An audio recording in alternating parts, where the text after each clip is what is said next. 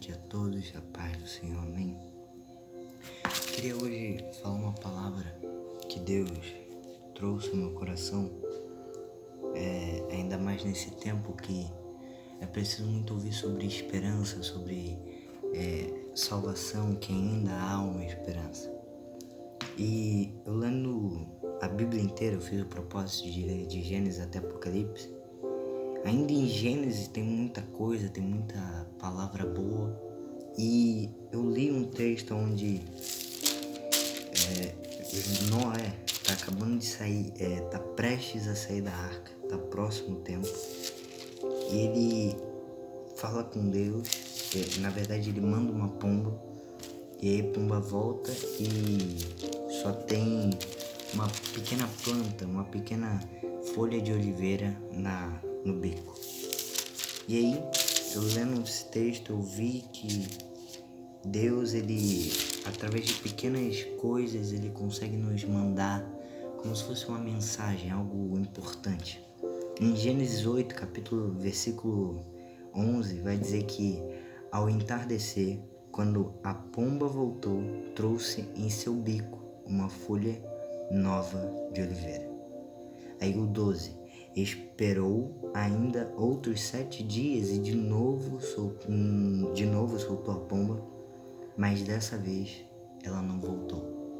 Da primeira é apenas uma mensagem assim, tá acabando, a água tá reduzindo, já tá podendo se ver as árvores, já tá podendo ver as plantas, já tá podendo, trazer aqui uma esperança através de uma folha. E aí, no outro, ele já diz que dessa vez ela não voltou. É praticamente através da palavra Deus dizendo assim, mandando uma mensagem para Noé, dizendo, agora tá bom, agora acabou, você já pode sair. E isso renova a esperança de uma pessoa que ouve ou que vê e sente isso. Sabe aquele sentimento de tá acabando. Deus já está, terminando a sua obra. E um dia, isso tem que se renovar. A gente tem que ter expectativa que um dia Jesus vai voltar. Amanhã, depois de amanhã, daqui a 5 minutos eu não sei. Mas um dia ele vai. Uma hora o dia vai chegar. E infelizmente quando esse dia chegar, muitos não terão mais a chance que hoje tem, de poder ter uma nova esperança, de poder ter uma vida nova, uma história renovada. Uma pergunta que eu fiz, eu sempre faço quando eu falo sobre alguns assuntos é: o que você quer ser? Você quer ser a repetição de uma história de fracasso? Ou você quer ser o ponto final de uma história de fracasso e um começo de uma história de grande sucesso? Não de dinheiro, mas sim de, estabelecimento. A vida agora é outra. E quando você tem um pai que não é muito estruturado, você quer ser a repetição disso? Ou você quer ser a nova esperança? Ou você quer ser aquilo que vai falar, aqui acabou, essa história não vai se repetir? Você decide. Você tem que escolher entre viver uma repetição de história ou renovar ela. Você escolhe se depois dessa quarentena a sua vida espiritual, a sua vida matrimonial, a sua vida como pai, a sua vida como mãe, se você escolher, você pode viver uma nova história. A sua vida com sua esposa e o seu esposo pode mudar. A sua vida com a sua família pode ser nova. A sua vida pode ser algo novo, mas é você que decide. É você que tem que escolher, é você que tem que decidir. Tem muita gente que vai voltar, vai viver a quarentena, vai passar por essa tempestade, mas mesmo assim, a atitude com os filhos vai continuar, a atitude errada vai continuar, a atitude de não ouvir as outras opiniões ainda vai permanecer, a atitude de não querer ouvir que tá errado, que tem que melhorar, não vai mudar. E isso só nos leva a viver uma vida de fracasso como os nossos antepassados viveram. E é triste ver pessoas que ao invés de começar uma nova vida, começar uma nova história, começar uma história que poderia ser um fracasso se tornar um sucesso, como foi de Salomão. Salomão tinha tudo para ser um fracasso, tinha tudo para ser revoltado, porque ele é fruto de um pecado. Mas Deus faz com que Davi fosse sábio e falou para ele: filho, tenha sabedoria e conhecimento. Todos os dias Salomão ouvia isso do pai: filho, tenha sabedoria e conhecimento, filho, tenha sabedoria e conhecimento. Até que um dia, em Reis, se eu não me engano, capítulo 4, ele vai subir um monte, ele vai dar 1000 holocaustos ao Senhor, depois de tomar o trono. E aí Deus, ele desce no templo, desce no Santo dos Santos. Salomão entra no lugar do encontro e ele vai. E Deus olha para ele e diz: eu me alegrei muito com o que você fez. E aí ele fala: o que tu queres? O que você pedir, eu te darei. Ele poderia pedir muitas coisas. Muitos diriam riqueza, muitos diriam poder, muitos diriam mais poder, muitos diriam mais riquezas, mais vidas prolongadas na terra. E Salomão só disse 2 coisas: eu quero sabedoria e conhecimento. Foi a única coisa que ele pediu. Eu quero sabedoria e conhecimento, porque o pai dele o ensinou que sabedoria e conhecimento não eram o que o rei precisava, mas era que um homem necessitava. Era que uma pessoa necessitava de sabedoria e conhecimento. O homem não pode ser somente responsável quando tem um ministério.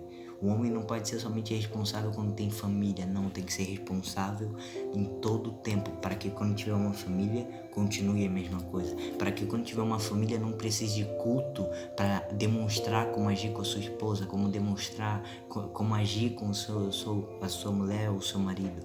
Não, mas que já esteja pronto, já saiba de cor, já saiba como agir, já saiba como reagir a uma atitude talvez errada, uma atitude certa. Muitas pessoas às vezes precisam de cultos de casais para demonstrar como viver um casamento. Mas se você não sabe viver um casamento, por que casou? Se você não sabe viver em família, por que criou uma? Então às vezes são crises que nós mesmos colocamos a partir do momento que nós decidimos viver algo que a gente não sabia como viver. Não adianta querer viver uma história que você não saiba escutar ou talvez dizer depois. Tem pessoas que criam famílias e depois destroem. A família não está sendo somente destruída pela homossexualidade ou pela homossexualidade ou outras coisas. A família está sendo destruída pelo simples fato que as pessoas não estão sabendo viver em família, mesmo casando. Que as pessoas não estão vivendo em vidas normais como crente, porque nunca viveram. E aí querem viver em ministério, querem ter um ministério, mas antes não valorizam as pequenas coisas, as pequenas pessoas, os pequenos começos. E sabe, isso Deus sempre mostra. Davi, antes de ser um grande rei, ele foi um grande filho, ele foi um grande servo. José, antes de ser um grande governador, ele primeiro foi um grande filho e um grande servo. A gente tem que aprender a viver na forma que a gente está vivendo agora, para que quando a gente chegue no lugar, a gente não precise ter um curso para a gente viver em família, para a gente viver no ministério. Quando você precisa de curso para viver em ministério, no ministério, é sinal que você não deveria estar lá. Então, nós precisamos escolher e principalmente respeitar o tempo. Se Noé decidisse abrir a porta da arca no tempo errado, a água entraria e encheria a arca e acabaria afundando. Mas porque Noé não abriu? Pelo simples fato dele ter sabedoria e conhecimento suficiente para entender que ainda não estava no tempo. Se a gente pula uma etapa, a gente acaba caindo e afurando o nosso barco. Quando a gente pula uma etapa de um processo que Deus estava fazendo, quando a gente tira das mãos de Deus e coloca nas nossas, a gente acaba se ferrando, a gente acaba machucando, a gente acaba caindo em pedras que, se fosse Deus, teria nos avisado e nos evitado uma queda. Você precisa decidir. Escolher entre Noé, como viver, ou viver como Noé, respeitou o tempo e viveu uma nova história. Respeitou o tempo e não fez com que a arca afundasse. Ou como outras pessoas que ao invés de respeitar o tempo, ao invés de respeitar o processo, ao invés de respeitar aquilo que Deus estava falando, decidiu viver por conta própria e acabou caindo, acabou se afogando, acabou, destruindo a sua própria vida. Que Deus possa te abençoar. Você escolhe se vai ter esperança, se vai ter uma vida com Deus, como Noé viveu, como Abraão viveu, tendo esperança como eles tiveram, tendo fé como eles tiveram, ou como a vida que você está levando. Quer viver assim? A escolha é sua, mas não diga que nunca ouviu, que é errado. Não diga que Deus não te avisou, não diga que Deus nunca te falou. Ei, decisões precipitadas no calor da pele, no calor do momento, acaba dando errado.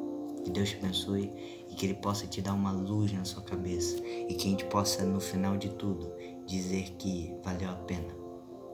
Deus, Ele pode mudar a sua história, se você quiser, se você permitir.